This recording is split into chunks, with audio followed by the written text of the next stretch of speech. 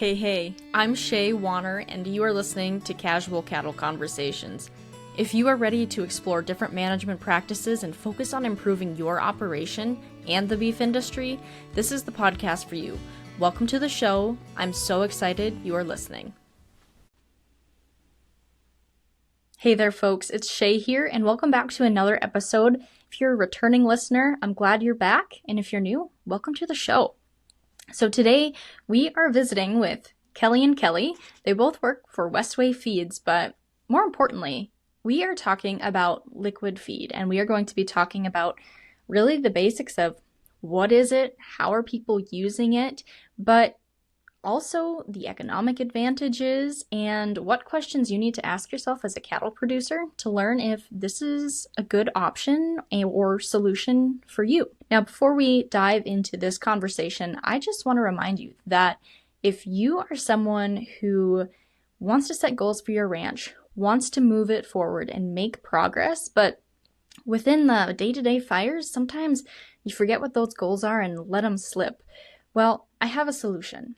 On my website, you can find the Move Your Ranch Forward workbook. This is not a planner. It's a goal-setting outline that my husband and I have used and found successful to help set goals that you can attain, help keep you accountable for those goals, and track your progress. Because what we found is you actually make a lot more progress than you realize in a year, and it's good to recognize yourself for that. And sometimes it takes just a little bit of a framework to hold you accountable. So if you want more information on that, that link will be in the show notes. Additionally, in the show notes, after this episode, if you want more information about liquid feed, Westway feeds, about the individuals that we had this conversation with, go to the show notes.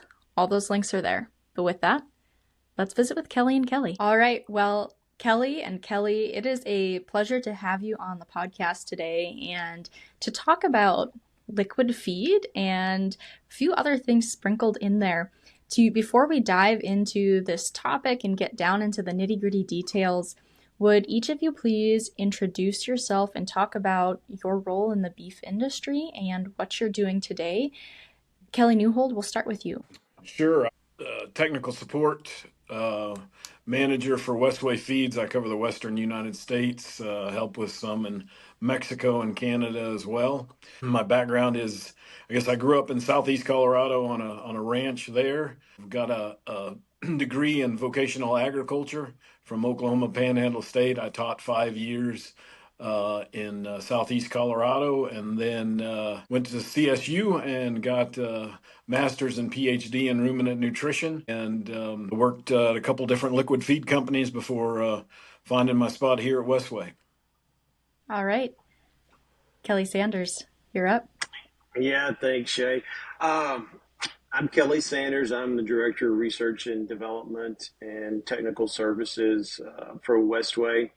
I grew up in a small town in West Texas on a cotton farm and cattle farm, and went to college and found my interest in becoming a nutritionist. I graduated from Texas Tech back in 1998. I know that dates me a little bit for you guys, but went directly to work for Purina. Spent 17 years at Purina, covering basically the southern half of the United States in some form or fashion during my tenure there.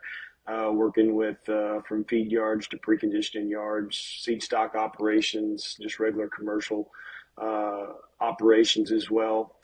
And in 2015, I went to work for Westway, and I've been there ever since. So, all right.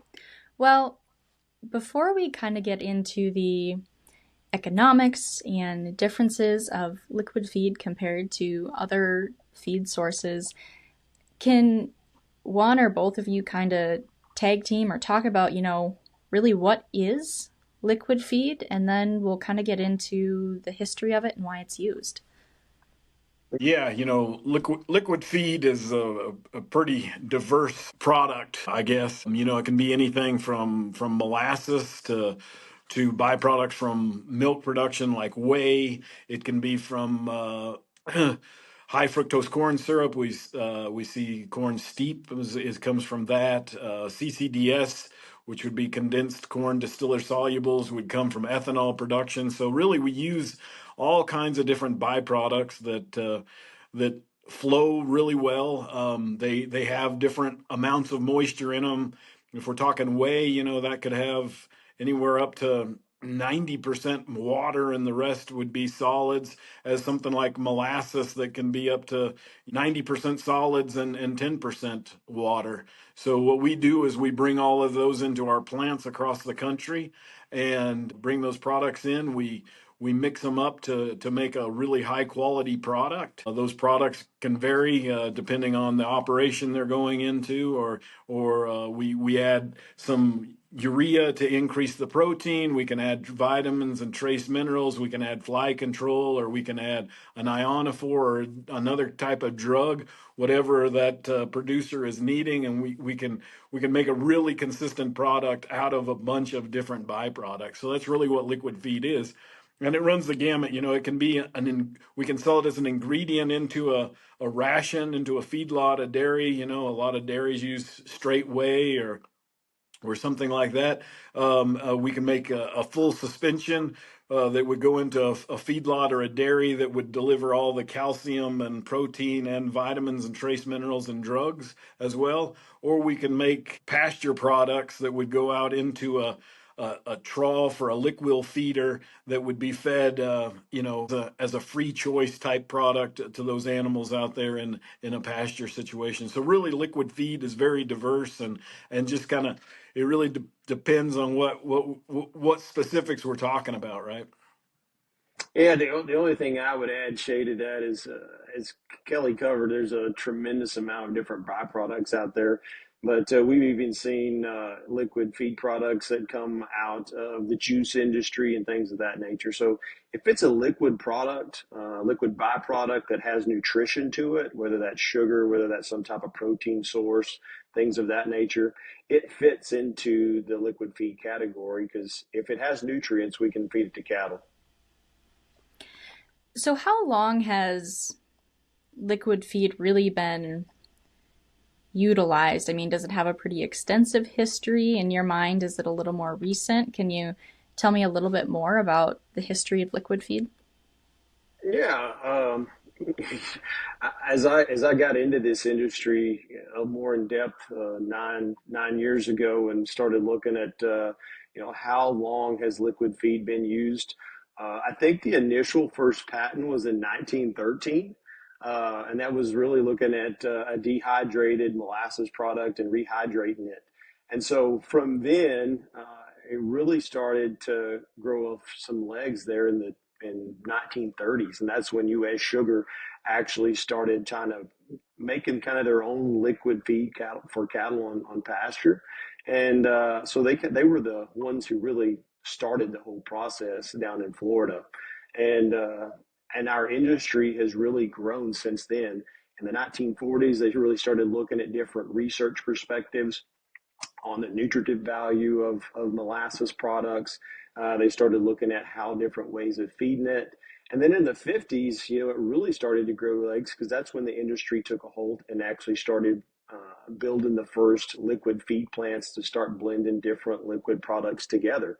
And so from then on, we've looked at research. There's been different patents since really the 50s, and it's been expanded into the feedlot industry. Was kind of one of the ones industry that embraced it first, and then the dairy industry was just straight cane molasses, and then it's grown into the actual pasture settings too, to supplementing cattle on pasture.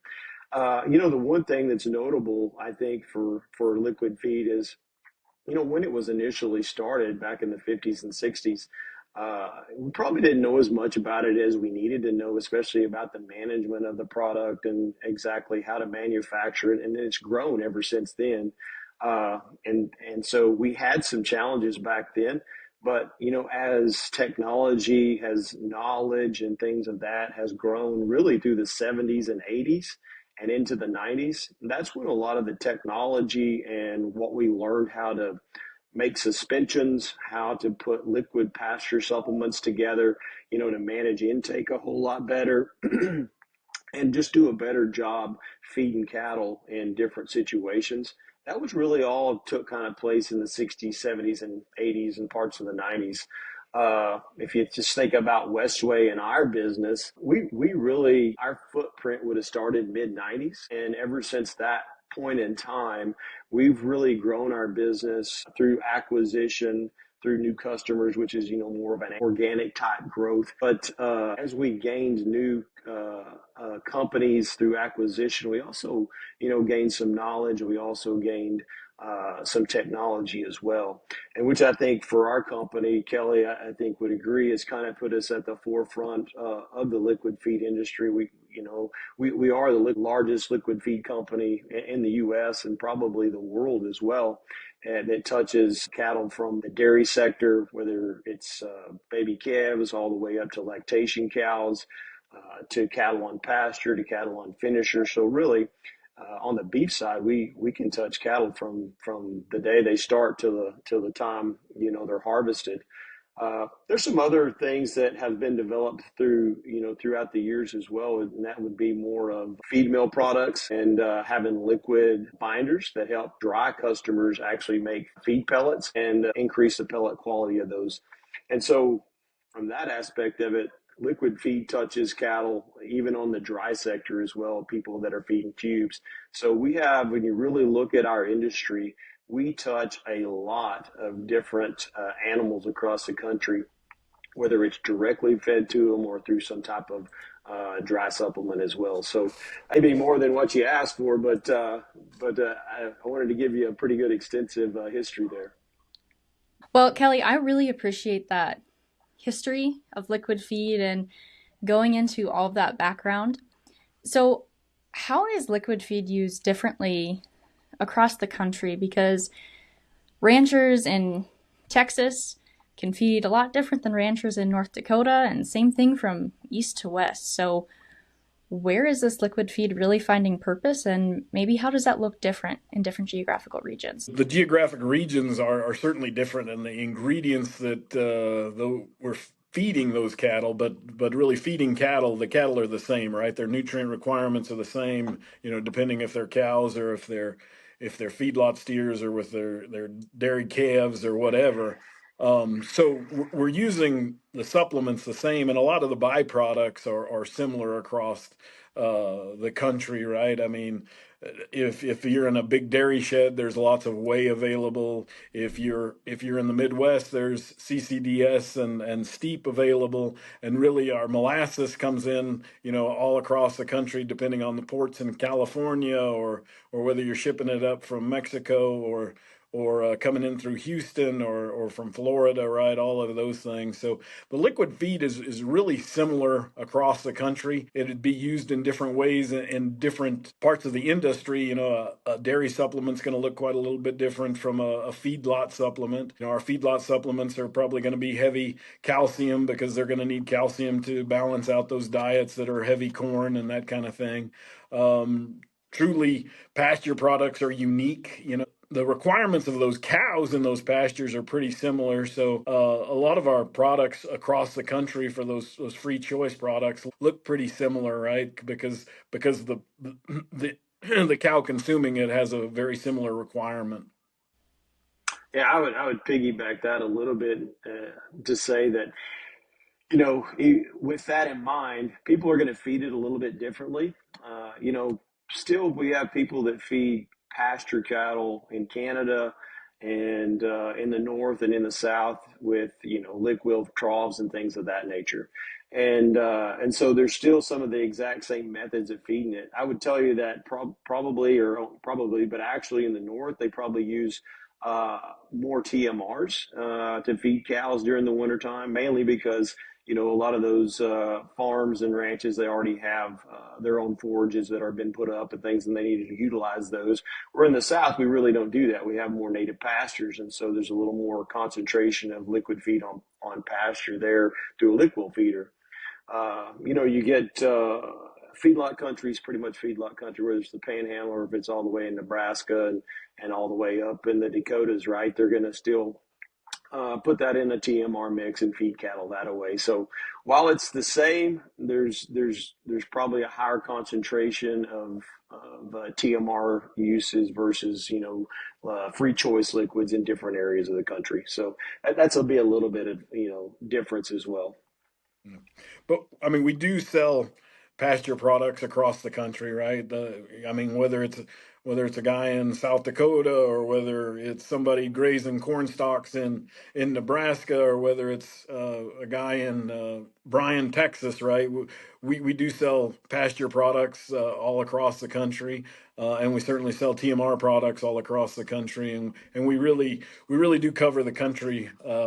There's certainly different areas like different supplements, and supplements grab footholds in different areas depending on who was there previous and the history and that kind of stuff. But we do sell pasture products across the country, and we sell TMR products across the country.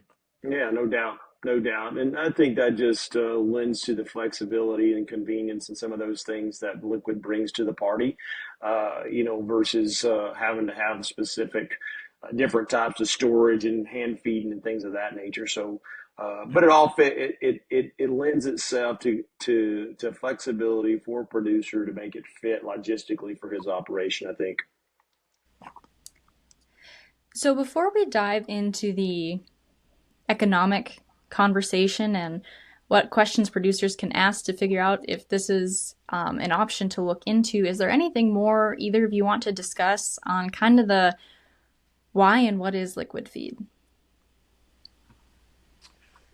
I think liquid feed, going back to the history, maybe in some areas got a bad name, right? Because liquid feed back in the 50s and stuff, when a lot of those liquids were coming out, they were cheap.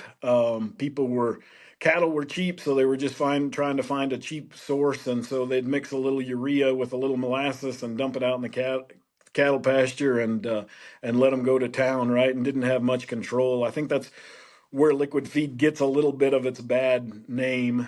But we're certainly, as Kelley alluded, we're much more sophisticated today than we were back then, and it's not a byproduct anymore. We're not trying to get rid of this. We're actually making a supplement that the cattle can use to be profitable. I think with that, not only liquid feed, but I think urea got a bad name back in that day, and still a lot of people shy away from urea, look for what they would call natural products. But really, urea is a safe protein source. It's a great protein source, probably one of the most economical sources that we have to feed cattle. And urea is a natural substance naturally occurring in the cattle. And that cow is using that urea to feed those microorganisms that she's creating. Now, the urea that we would put in liquid feed is a synthetic source, right? It's made in a factory somewhere. It's the same type that you would put out on a field to fertilize your corn.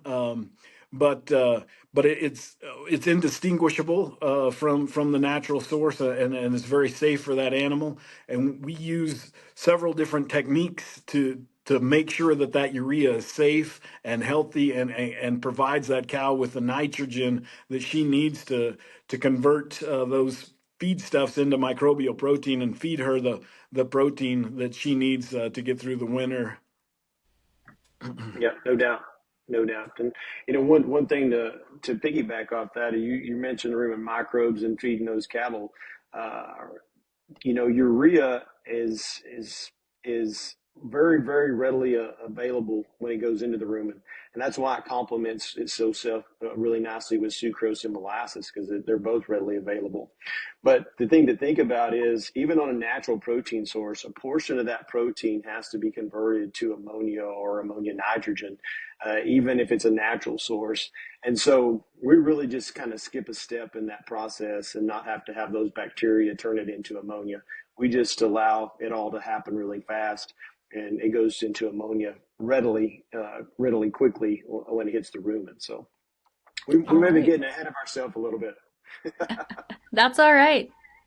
So let's talk about the economic side. What are the economic advantages to implementing liquid feed into your ration? Yeah, Kelley, why don't you jump on top of that? He's on the front lines every day, so he knows this better than anybody, I think. I think the most important thing we want to remember when we're talking about the economics of cattle is it's the cost per head per day, right? Not the cost per ton. We get a lot of producers that are looking at, this feed stuff is $10 per ton, but they've got to eat a bunch of it, right? As opposed to something that's $30 per ton. Well, that's higher, and so it's more expensive, but they eat very little of it, right? So I think some of the economics behind liquid feed were very affordable when we look at price per head per day, and part of that is our economic protein source, which is urea. Part of it is our economic energy source, the molasses and the sugars and stuff that are brought in by the other liquid feed products, right? We're certainly more affordable than something that would be like a cooked molasses tub. Those are very popular these days. People don't shy away from those for sure, right? Which is basically just liquid feed poured in a tub with the water cooked out, right? So it's much cheaper to deliver that water to that cow's mouth than it is to cook it out and put it in a tub and have somebody handle it and all that stuff. So liquid feed is really pretty economical. We deliver vitamins and trace minerals and protein and energy to those animals. We're delivering, depending on the product, we're delivering, a true total supplement. So. It depends on the product, obviously. Are you going to add some kind of fly control? Are you adding another drug if it's a TMR? But typically our liquid feed ingredients are cost effective. They're highly nutrient dense, and we can make them very stable and very safe and make a great product that's competitive with any of those others on the market. And we do it in a manner, because most of our liquids are sold bulk. Now, you could buy it if you're a pasture guy and you've got 20 head of cows or 50 head of cows. You'd have to come through a dealer, right? A dealer network or something like that. So that might add a little to the cost.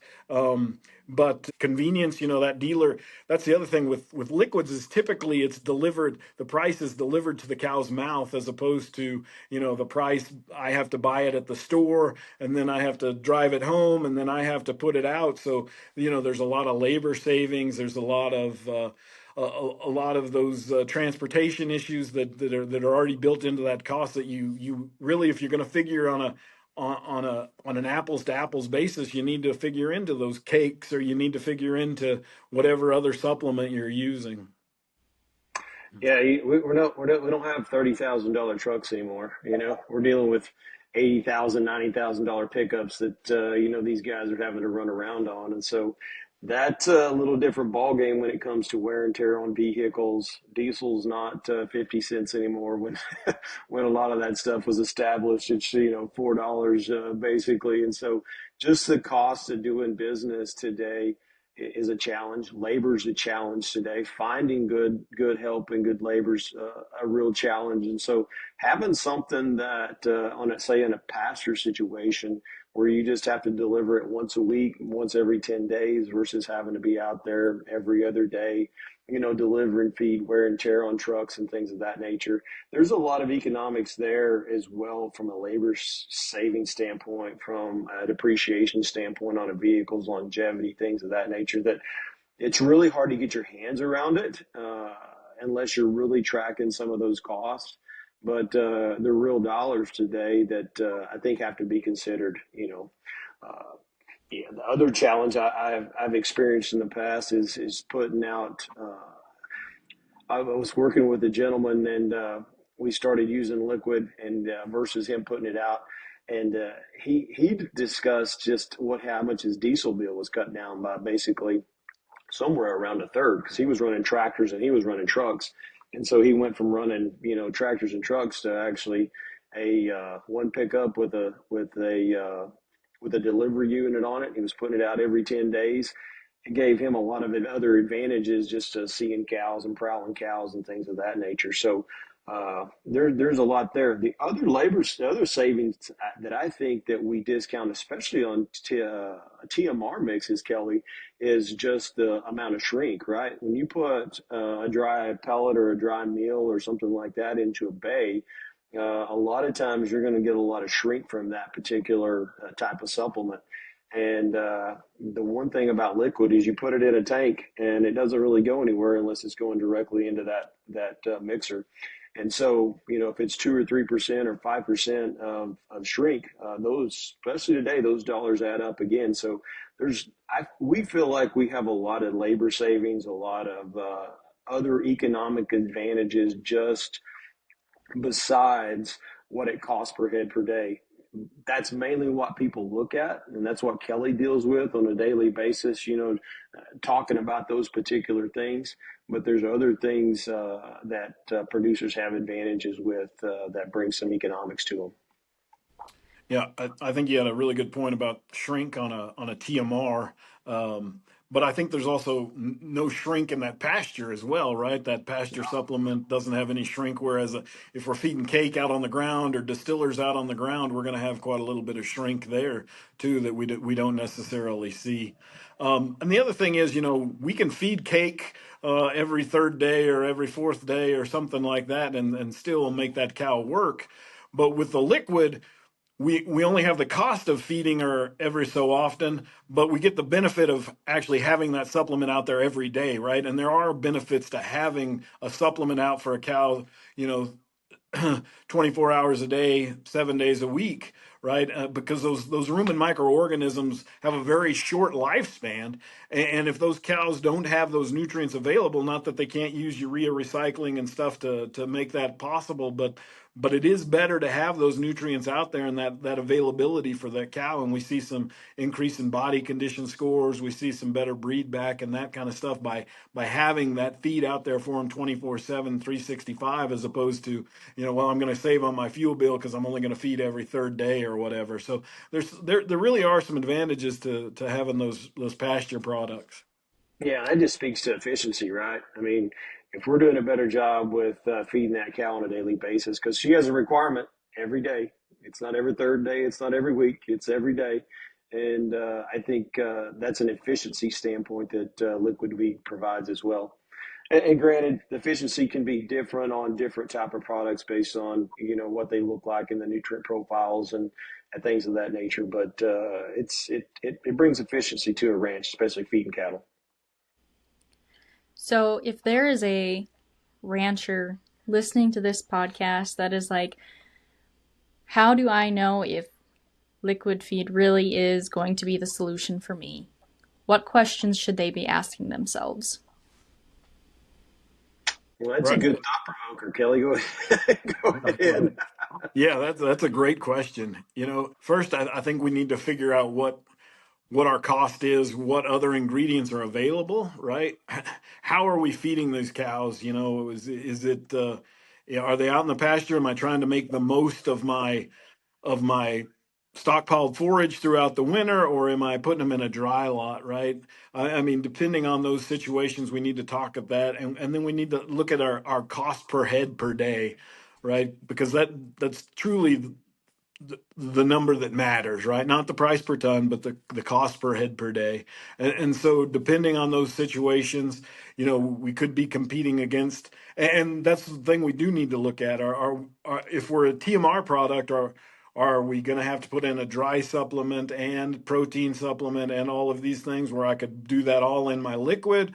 Or if I'm in a pasture product, am I making more out of those forages? I think Kelley kind of alluded to one of the advantages to liquid feed in a pasture situation is we're feeding sugars and we're feeding non-protein nitrogen to those rumen microorganisms so they can get more out of that dry forage and really maintain body condition score, or even depending on it, we can add some body condition score on dry grass or on crop aftermath and those kind of things, and really add to the quality of that forage as opposed to replacing that forage, right? A lot of those, and I guess that's the question we need to ask too, is are we trying to replace some of our diet, or are we trying to make the most out of our diet? Because our liquid feeds really, they don't replace a lot in that diet. They'll replace a little bit, but they'll add to that diet, right? They're going to make that forage more digestible. They're going to allow that cow to get more out of that forage. And so, are we in a drought situation where we really need to add some feed to that cow and deliver feed, or are we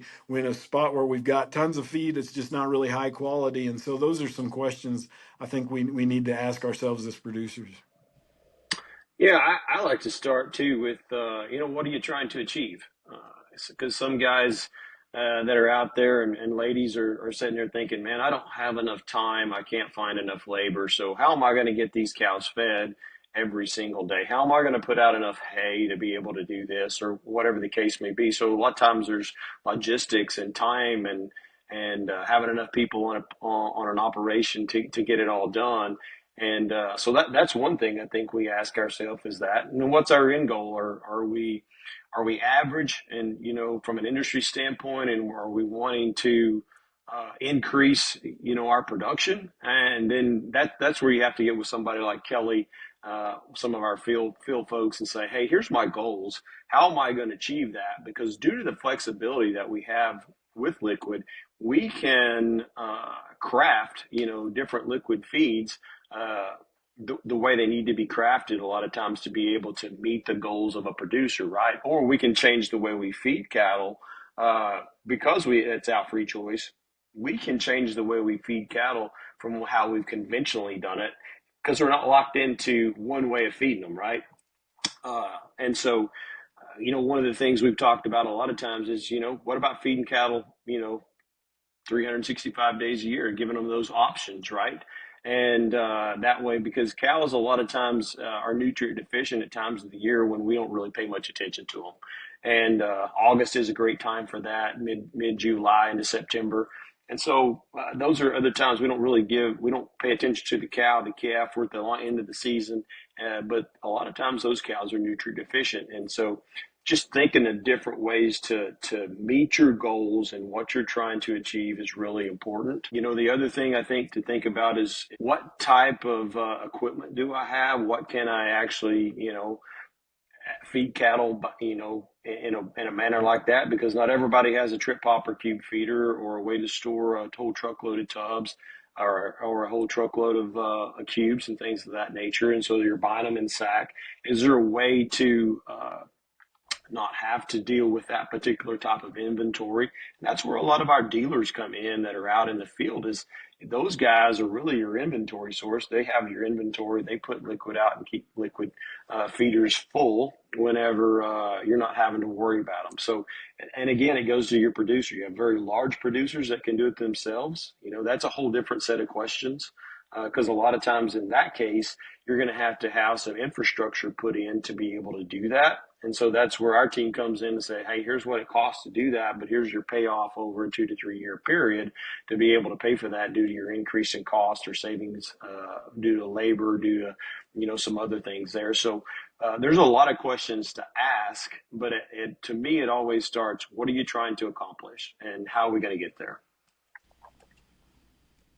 Okay, so we have talked about what liquid feed is, how it's used, the economics behind it, and how cattle producers can kind of sort through all the information and figure out if it's something for them. But if someone listening to this, if there's one thing you want them to take about liquid feed, what would that be? I think liquid feed is a viable option. Like Kelley said, it's a great way to accomplish your goals, depending on what those goals are of a ranch. I think it's convenient. I think it's helps with labor. A lot of times, I think one of the big things I hear when I'm out talking to customers that are going through our dealer network, they say it's like having another employee without having to pay for another employee, right? Because you have another guy out there looking at your cows, checking the fence, letting you know if something's wrong. A lot of times they'll bring out a salt block or mineral and making sure those cattle are taken care of, right, when you're not out there. And then I think I think there's a lot of misconceptions about the availability of liquid feed, especially our pasture products. We really do those across the country, and we have a dealer network across the country. So I think if you're interested in it and you're a small producer, give us a call, because I think we really can help you probably save some money and some time and some labor and get your cows taken care of. Yeah, just around that availability, Shay. I mean, we've got 25 different plants across the country, and even I don't know if we got people in Mexico listening to your podcast, but we've got a plant in Mexico as well, and one right across the border at El Centro. So we may not cover Mexico as well, but we have a nice swath of plants across the country to be able to meet the needs of our customers and potential customers as well. Kelley mentioned the convenience side of it. I don't want to forget the economic side of it as well, just because I think it's very economical to be able to do that at the end of the day. Awesome. Well, where can people go to learn more information? Yeah, you can go to westwayfeed.com, and we've got plenty of information there for you. If you know a Westway dealer in your neck of the woods, well, I would ask you to reach out to them. You may even know a sales rep. Or you can reach out directly to us through the website, and we can have folks follow up with you in your particular area. So. Okay. Well, folks, you heard it, and I will put that link to the website in the show notes. Kelley and Kelley, thank you for taking time out of your day to visit with me and have this conversation and push through a few tech issues in the beginning, but it'll be a good laugh. So with that, happy ranching, folks.